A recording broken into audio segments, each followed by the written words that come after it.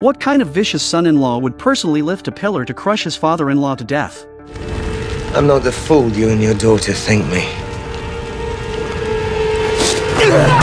Feeling unsatisfied, Glaber lifted the pillar again and smashed it down heavily, not stopping until he confirmed Albinius was completely dead. The deranged Glaber finally left. Feeling at ease, after escaping from the burning arena, Ilithia asked about the whereabouts of her father. Glaber lied, claiming that he found Albinius crushed to death by a pillar when he came out. Ilithia was heartbroken, seemingly having guessed that her husband was the culprit, but she dared not speak out. At this moment, Varinius, fearing for his career, did not mention his plans to marry Ilithia and prepared to flee from this disastrous place. Poor Ilithia had no choice but to stay by Glaber's side, sleeping with the enemy, returning to the mansion and looking at the arena burnt beyond recognition by Spartacus. Glaber swore to capture him and subject him to 1,000 cuts. Soon, the judge announced to Ilithia the details of Albinius's estate. Glaber directly instructed them to sell all of Albinius's property for cash to fund the bounty for Spartacus. According to Roman law, only the child born to Ilithia would be the heir of Albinius,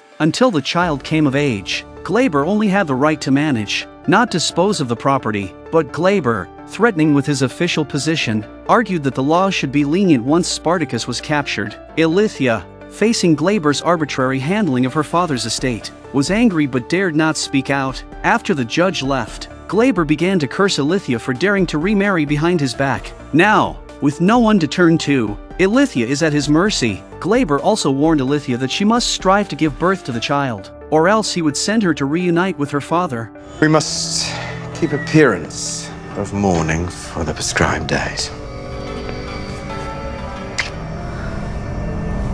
I would not have the stench of grief slick upon you. See yourself to a bath. Due to the fire in the arena, Glaber's army also suffered heavy casualties, and their numbers continued to dwindle. Many soldiers, fearing Spartacus, became deserters. Ashur seized this opportunity to say that gladiators are not ordinary slaves, and 3 soldiers might not necessarily be a match for 1 gladiator. No. Did you not once stand amongst the brethren on the sands and give lesson? Ashur wanted to take back what he just said, but it was too late. Several soldiers immediately attacked him, unexpectedly. Although Ashur hadn't been in the arena for a long time, was physically impaired, and started to lose his shape. He easily killed 3 soldiers. It was at this moment that Glaber truly realized the terror of gladiators. He immediately authorized Ashur to recruit capable gladiators from everywhere, forming a dare-to-die team capable of contending with Spartacus, all under Ashur's command. Just as Ashur was about to leave to select suitable candidates, Lucretia entered the room to find him. Lucretia questioned Ashur whether it was he who told Glaber about Ilithia's plan to have an abortion. Unexpectedly, Ashur proudly admits it. Ashur pressed Lucretia against the wall and warned her, "Do you think you're still the high and mighty mistress you once were? If it weren't for me, you would have been a corpse in the wilderness by now. If I tell Glaber about your disguise as a witch, do you think he would not tear you to pieces?" After saying this, Ashur began to lift Lucretia's skirt, beastly insulting her. After leaving the mansion, Ashur found some slaves with strong combat abilities and specifically sought out a gladiator. Due to his terrifying fighting prowess, he had been confined in a deep well for years. Remember this Egyptian, he will be Spartacus's most fearsome opponent in the days to come. With Ashur's persuasion, these men formed a squad at his disposal. Meanwhile, Lucretia found Ilithia, who was in a similar plight. Now both being puppets at the mercy of others, they decided to set aside their prejudices and collaborate. Thus, they reconciled and stood on the same side. Glaber convened a meeting with the nobles of Capua. Proposing a plan, he suggested that Lucretia pray in public, using the blessing of the gods to soothe the people's panic. Then he extended a cooperation offer to Spartacus, hoping to unite their 2 armies against Spartacus. But Spartacus, still arrogant, said he needed a night to consider. Glaber was furious, determined to make Spartacus pay a bloody price for his arrogance. Ilithia, still wanting to persuade, invited Seppius's sister, Seppia, to the mansion. Spartacus thought Ilithia's invitation was to appease Seppia, so he didn't refuse. In the evening, the 3 women gathered and talked about the horrific scene at the arena. All had lost loved ones, giving them common ground. However, Only the simple-minded Sepia was genuinely mourning her relatives. Ilithyia and Lucretia insinuated that Spartacus was the root cause of all this, and they must unite in hatred to avenge their relatives. They also hinted at Sepia to persuade her brother to collaborate with Glaber. Sepia wasn't naive. She realized their true intention and decisively rejected their request. But when Glaber appeared, Sepia's attitude did a complete 180-degree turn. Seeing such a charismatic man, she started to swoon. With just a few sweet words from Glaber, Sepia was convinced to go back and persuade her brother. Pressing matters call my attention. You are blessed to hold such a man. What Sepia didn't realize was that this very night, this charming man would go to slaughter her brother and his entire household. Ashur, leading his squad, began a ruthless massacre in Sepius's mansion, not sparing even the pets.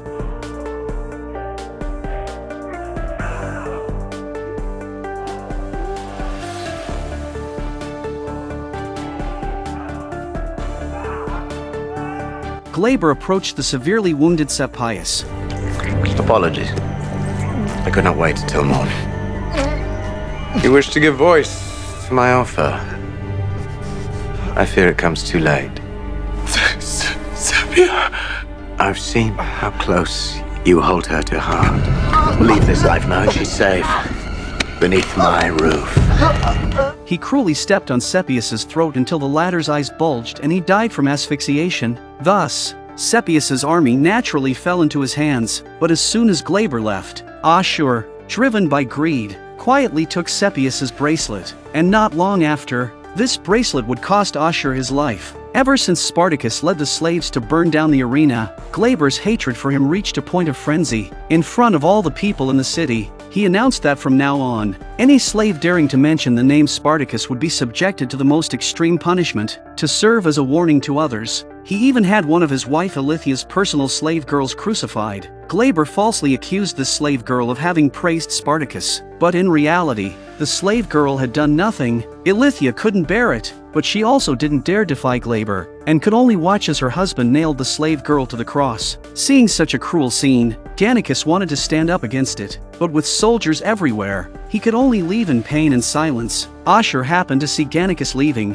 Gannicus went to a small tavern to drown his sorrows, where a slave girl he knew, Marcia, came to talk to him. Despite the risky times, Marcia, still a slave, didn't hesitate to praise Spartacus. Marcia told Gannicus that many slaves now saw Spartacus as a hero, which surprised him. Deep down, Gannicus had always thought Spartacus's rebellion against the Roman elite was nothing more than leading a group of ignorant people to a meaningless death. Just as they were about to become intimate, Ashur and his small squad found Gannicus. Now, Ashur had been appointed by Glaber as the head of Capua's security, specifically responsible for maintaining order, and Ashur had come to recruit Gannicus. Seeing Ashur with so many men, Gannicus didn't want to cause trouble, so he went with him to meet Glaber. Glaber, knowing Gannicus's formidable combat skills, realized that having him on his side would make dealing with Spartacus much easier. But Gannicus, after seeing Glaber's brutal killing of the slave girl during the day, despised his cruelty and directly refused Glaber's invitation.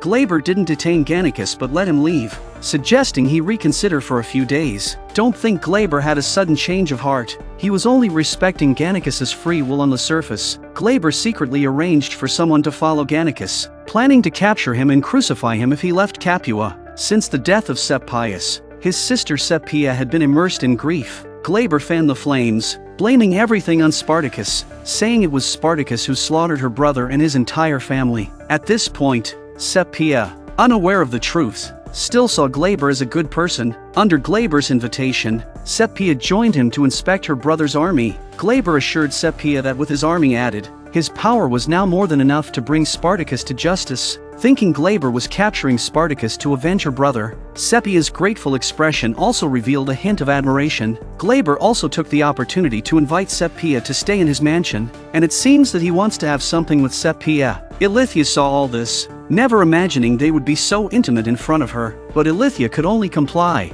Now finding Glaber terrifying, she has fewer and fewer people around her, not to mention the fact that Glaber has executed her personal maid. She was filled with despair about her current life and even contemplated death, but Lucretia encouraged Ilithyia to live and promised to help her escape Glaber's control. Behind closed doors, They discussed what to do. Lucretia helped Ilithia fake a miscarriage scare. Glaber was shocked when he saw it. Even though he was dissatisfied with Ilithia, he still cared about the child in her womb. So, Glaber hurriedly arranged for someone to take Ilithia back to Rome for treatment and asked Lucretia to accompany and take care of her. However, Ashur had already seen through Lucretia's scheme. He advised Glaber that Lucretia was the people of Capua's calming presence, and her leaving Capua at this time might plunge the people into despair. Glaber, finding the argument reasonable, decided to send a squad of soldiers to escort Ilithia alone back to Rome. Ashur's reason for keeping Lucretia by his side was because she had now become a tool for his gratification. To escape Ashur's clutches, Lucretia sought out Gannicus. At that time, Gannicus was wandering around the city. Shocked by the events unfolding, he saw slaves nailed to crosses throughout the streets, merely for discussing Spartacus, one of whom was Marcia. Lucretia told Gannicus that the city was under surveillance, and he would be crucified if he tried to leave. They might as well conspire together to kill Glaber, otherwise both the citizens in the city and he would continue to live in constant fear every day. Lucretia outlined her assassination plan to Gannicus. Glaber's hatred for Spartacus has reached the point of madness, and Spartacus held Glaber responsible for his wife's death. Once Glaber dies, the blood debt will be settled, and Spartacus will leave Rome, ensuring the safety of the entire city. Just tonight, Glaber's guards escorted Ilithia back to Rome, leaving the mansion's defenses weakened, which was a good time to strike. She would collaborate from inside, opening the gates and distracting the guards. Then Gannicus could rush in to kill Glaber and conveniently pin the blame on Spartacus.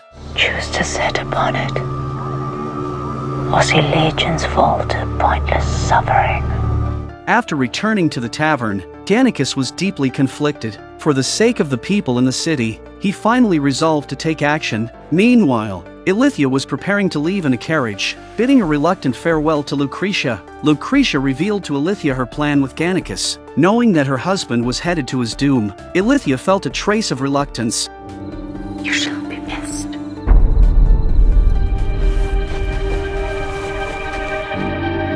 No sooner had Ilithia left than Glaber started to get intimate with Sepia. Meanwhile, Lucretia took the opportunity to distract the guards, but she never saw Gannicus arrive. As Glaber and Sepia were passionately involved, a guard rushed into the room with urgent military news. Glaber hurried to the outskirts of the countryside, only to see a field full of broken limbs. All the guards did not leave a single survivor. Lifting the curtain of the carriage, Glaber found Ilithia gone, leaving only Gannicus's unique wooden sword stabbed in the chest of a corpse. Gannicus has made his decision.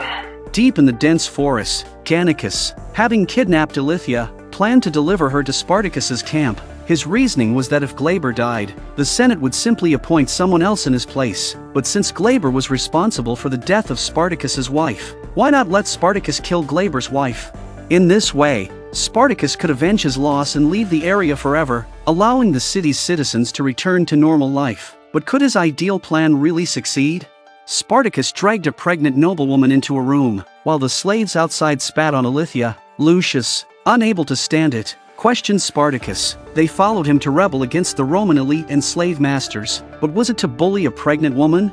Spartacus retorted that when Glaber reduced his wife to slavery and allowed soldiers to abuse her at will, Glaber never had a heart of compassion. Then he dragged Ilithia into a room, just as Spartacus was about to kill her. A single sentence from Ilithia completely stunned him. How did I clobber of this? The child is yours! You lie. Would that my tongue made false noise? Yet it sounds bitter truth. Monthly blood ceased after you came to me in Betrayal.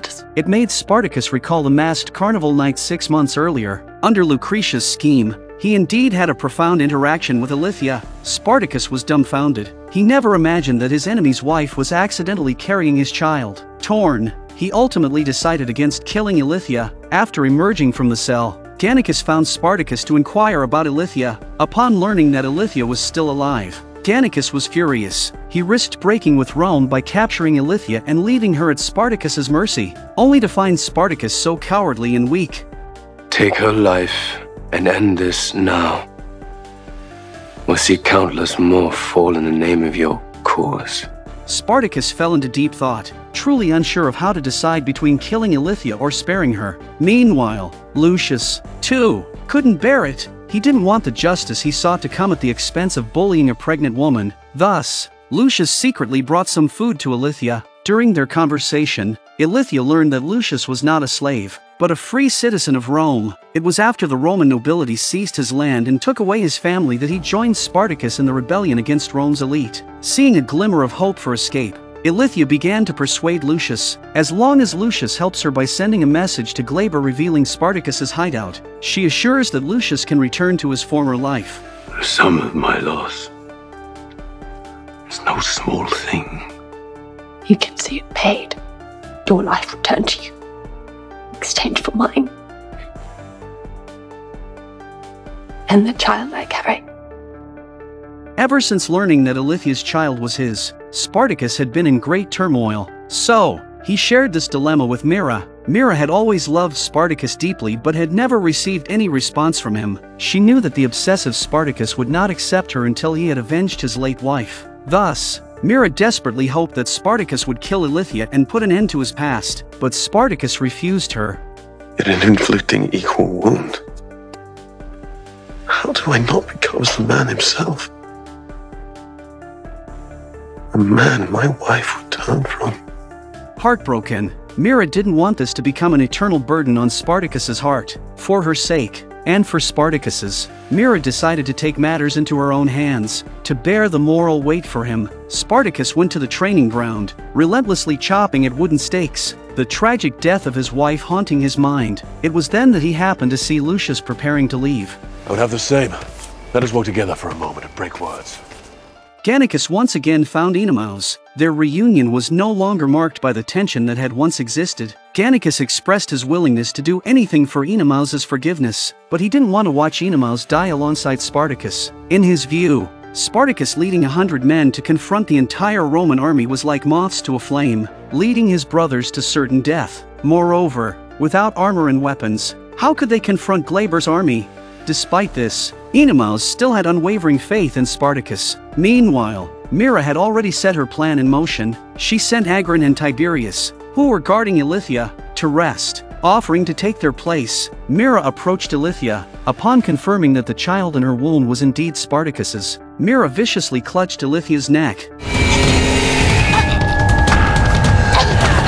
You lost mine! I move only to spare you from what must be done. If you take her life, the deed will weigh every breath. So you remove choice and invite such fate upon yourself? I would embrace it, to see your heart spared from the act. You do not know my heart. Spartacus. Leave us. On the other side, Lucius had already arrived at Glaber's mansion. Learning that Lucius knew the whereabouts of his wife, Glaber was overjoyed. He promised Lucius a hefty reward for information about Ilithia. Your wife boasted of your generosity and promised the return of my lands seized by the bastard Sulla. Is such a thing possible? It is within my power. And what of my own wife, my children, my brothers and sisters, all slaughtered in the name of Rome? Is it within your power to return them to me too, you fucking... Lay a hand on me and your wife dies. What weighed on Lucius's mind was not his lost land or wealth, but the family members he could never bring back. He feigned agreement to Ilithia's request. In reality, passing information to Glaber on behalf of Spartacus. Prepare a carriage filled with armor and weapons before sunrise tomorrow. You can only bring 3 attendants to the meeting place. To show sincerity, Spartacus will also bring only 3 people. As long as Spartacus gets the armor and weapons, Ilithia will return unharmed and safe. Did I mention the part about laying hands upon me? Let him pass. Glaber understood that what Spartacus lacked at the moment was precisely armor and weapons. Giving them to him would be like adding wings to a tiger. On the one hand is the safety of his wife and children. On the other, he had to deliver weapons to his enemy. What would Glaber choose? I believe after seeing his next move, you will be shocked by his ruthless actions.